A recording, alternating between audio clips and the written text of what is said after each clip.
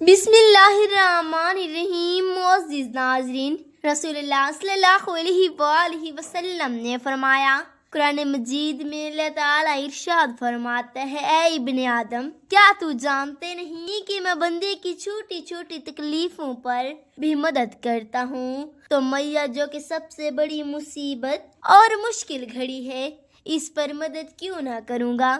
اگر میری کوئی بندہ صرف ایک ہی بار یہ عمل کر لے تو میں اس کی ہر مصیبت میں مدد کرتا ہوں۔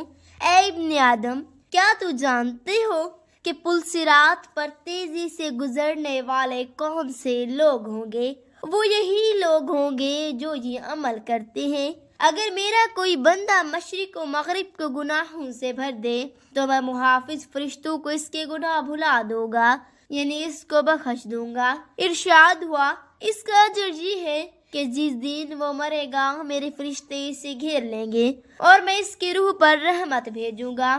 وہ عمل یہ ہے۔ بسم اللہ الرحمن الرحیم۔ محترم ناظرین، حضرت ابو سعید خدری رضی اللہ تعالی عنہ سے مروی ہے کہ ہم رسول اللہ صلی اللہ علیہ وسلم کی خدمت اقدس میں بیٹھے ہوئے تھے کہ ایک عورت تشریف لائی اور عرض گزار ہوئی، یا رسول اللہ، میرا شوہر جس کا نام صفوان بن معطل ہے، میں جب نماز پڑھتی ہوں تو وہ مجھے مارتا ہے، اور جب میں روزہ رکھتی ہوں تو وہ روزہ توڑنے کا کہتا ہے، اور وہ فجر کی نماز اس وقت پڑھتا ہے جب سورج طلوع ہونے والا ہوتا ہے۔ راوی کہتے ہیں کہ اس وقت صفوان بن آپ صلی اللہ علیہ وسلم کے پاس موجود تھے۔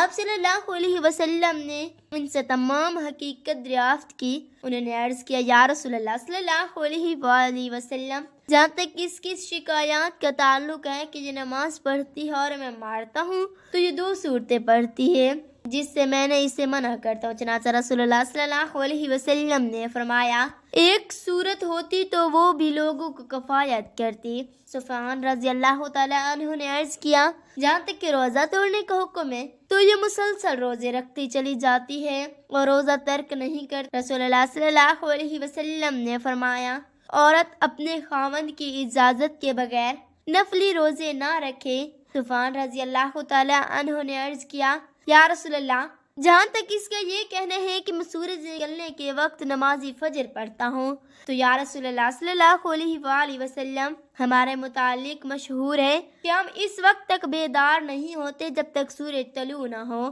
آپ صلی اللہ علیہ وسلم نے فرمایا، اے سفیان، جس وقت آذان ملے نماز پڑھ لیا کرو۔ اس حدیث سے معلوم ہوا کہ خاوند کی اجازت کے بغیر عورت کو نفلی روزہ نہیں رکھنا چاہیے، اور یہی بات ایک اور حدیث میں یوں بیان فرمائی ہے۔ حضرت ابن عباس رضی اللہ تعالی عنہ سے مروی ہے، فرماتے ہیں رسول اللہ صلی اللہ علیہ وآلہ وسلم نے فرمایا، بیوی پر کو چاہے کہ بغیر خاوند کی اجازت کے نفلی روزہ نہ رکھے، اور اگر رکھے گی تو وہ قبول نہیں ہوں گے۔ وہ صرف بھوکا اور پیاسا مرنے والی بات ہے، اور گھر سے اس کی اجازت کے بغیر نہ نکلے۔ اگر نکلی تو آسمان کے فرشتے، رحمت کے فرشتے اور عذاب کے فرشتے سب اس عورت پر لعنت کریں گے جب تک کہ وہ لوٹ کر نہیں آتی۔ حضرت ابو سعید خدری رضی اللہ تعالی عنہ سے مروی ہے، فرماتے ہیں کہ رسول اللہ صلی اللہ علیہ وسلم عید الاضحیٰ یا عید الفطر کے دن عیدگاہ جانے کے لیے نکلے تو راستے میں عورت ملی۔ آپ صلی اللہ علیہ وسلم نے فرمایا، اے عورتوں کی جماعت، خیرات کیا کرو، کیونکہ مجھے دکھایا گیا ہے کہ دوزخ میں عورتوں کی تعداد زیادہ ہے۔ تو عورتوں نے عرض کیا، یا رسول اللہ صلی اللہ علیہ وسلم، اس کی کیا وجہ ہے؟ آپ صلی اللہ علیہ وسلم نے فرمایا، تم لعنت بہت کرتی ہو اور خاوند کی ناشکری کرتی ہو، اور میں نے ناقص دین اور ناقص عقل رکھنے والے کسی ہوشیار مرد کی عقل کو تم سے زیادہ ضائع کرتے کسی کو نہیں دیکھا۔ ان عورتوں نے عرض کیا، یا رسول اللہ صلی اللہ علیہ وسلم، ہمارے دین اور عقل میں کیا نقصان ہے؟ آپ صلی اللہ علیہ وسلم نے فرمایا، دیکھو، میں عورتوں کی گواہی مرد کی گواہی کی نصف ہے یا نہیں؟ وہ عورتیں بولی، بے شک۔ آپ صلی اللہ علیہ وسلم نے فرمایا، بس یہی ان کی عقل کا نقصان ہے۔ انہوں نے عرض کیا، بے شک۔ آپ صلی اللہ علیہ وآلہ وسلم نے فرمایا، بس یہی ان کے دین کا نقصان ہے۔ ایک مرتبہ اللہ پاک کے نبی حضرت ابراہیم خلیل علیہ السلام کو حکم ہوا، اے ابراہیم، سامان سفر باندھیے اور زمین میں نکلی اور ہماری قدرت کی عجائبات دیکھی۔ حضرت ابراہیم علیہ السلام نے حکم پر عمل کیا، سامان سفر باندھا اور سفر پر روانہ ہو گئے۔ چلتے چلتے آپ ساحل سمندر کے قریب پہنچے۔ وہاں آپ کو ایک غلام دکھائی دیا جو بکریاں لے جا رہا تھا۔ حضرت ابراہیم علیہ السلام نے اس سے پوچھا، اے غلام، کیا تمہاری پاس پانی یا دودھ ہے؟ اس نے غلام نے عرض کیا، جی ہاں، آپ جو پسند فرمائیں وہی پیش کر دوں گا۔ فرمایا، مجھے پانی پلا دو۔ اب اس غلام نے ایسا ڈنڈا ہاتھ میں لیا، قریب ہی ایک چٹان کے پاس گیا، وہاں رک کر کچھ بولا، پھر اپنا عصا اس چٹان پر مارا تو فوراً ہی چٹان سے پانی کا چشمہ جاری ہو گیا۔ اس نے چشمے سے پانی بھرا اور لا کر حضرت ابراہیم علیہ السلام کی خدمت میں پیش کر دیا۔ آپ نے پانی پیا، پھر حیرانی سے اس غلام کو دیکھنے لگے۔ غلام نے عرض کیا، کیا آپ کو چٹان سے چشمہ پھوٹے دیکھ کر حیرانی ہو رہی ہے؟ آپ نے فرمایا، کیسے حیرانی نہیں ہوگی، بات ہی حیرانی کی ہے تو حیرانی تو ہونی ہی چاہیے۔ غلام نے عرض کیا، میں آپ کو اس کا راز بتاتا ہوں۔ مجھے خبر ملی ہے کہ اللہ پاک کے ایک نبی ہیں، اللہ پاک نے انہیں اپنا خلیل بنایا ہے۔ میں اس خلیل علیہ السلام کے وسیلے سے جو کچھ بھی اللہ تعالیٰ سے مانگتا ہوں وہ مجھے عطا فرما دیتا ہے۔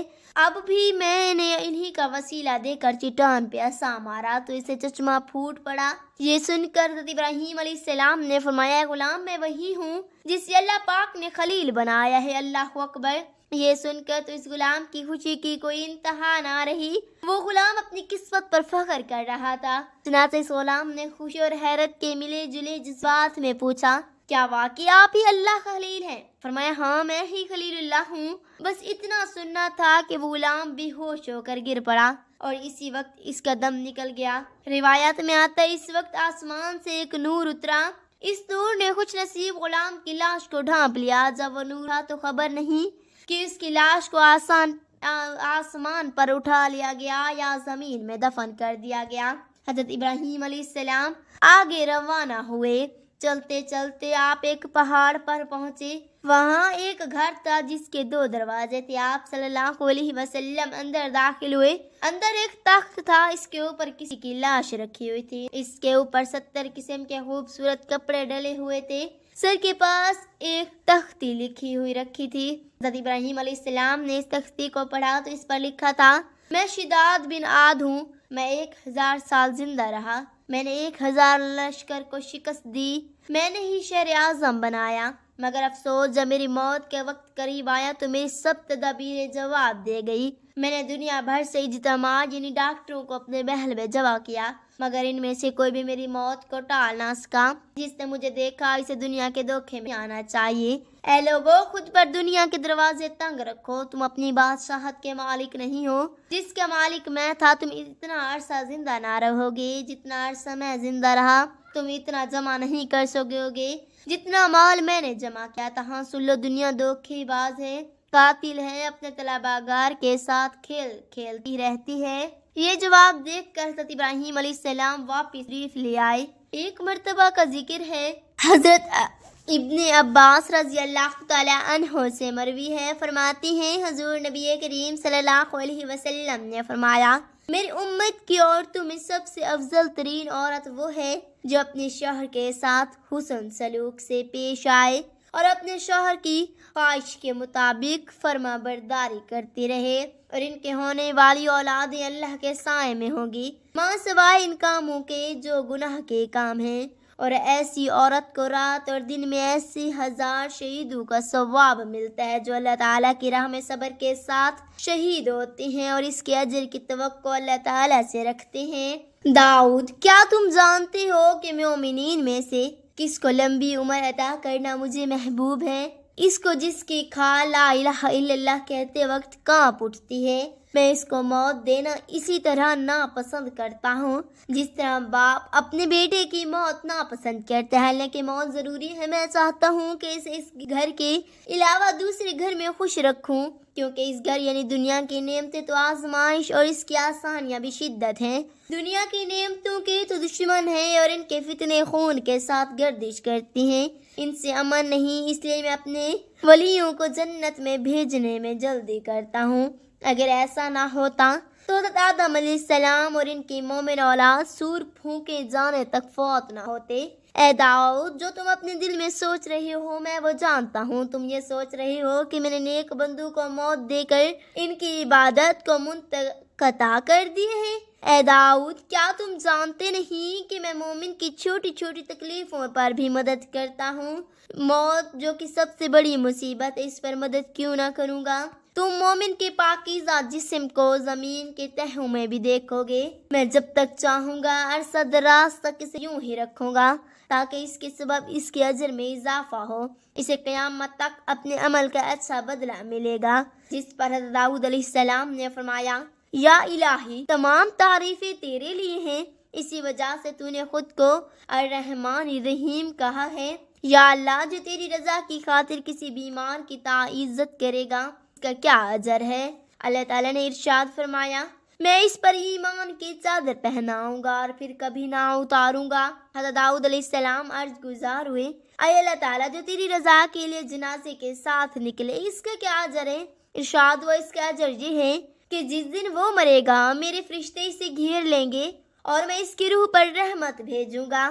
حضرت داؤد علیہ السلام نے پھر عرض کیا، یا اللہ، جو تیری رضا کی خاطر بیواؤں اور یتیموں کے لیے پرشو دھوپ کرنے والا ہو اس کا کیا اجر ہے؟ اللہ تعالیٰ نے ارشاد فرمایا، اس کی جزا یہ ہوگی کہ جس دن میرے عرش کے علاوہ کوئی سایہ نہ ہوگا، اس دن میں اسے اپنے عرش کا سایہ عطا کروں گا۔ حضرت داؤد علیہ السلام نے فرمایا، یا اللہ، جو تیرے خوف سے اتنا روئے کہ اس کی آنکھوں اس کے کانوں پر بہنے لگے اس کا کیا اجر ہوگا؟ تو اللہ تعالیٰ نے ارشاد فرمایا، اس کا بدلہ یہ ہے کہ میں اس پر جہنم کی آگ حرام کر دوں گا۔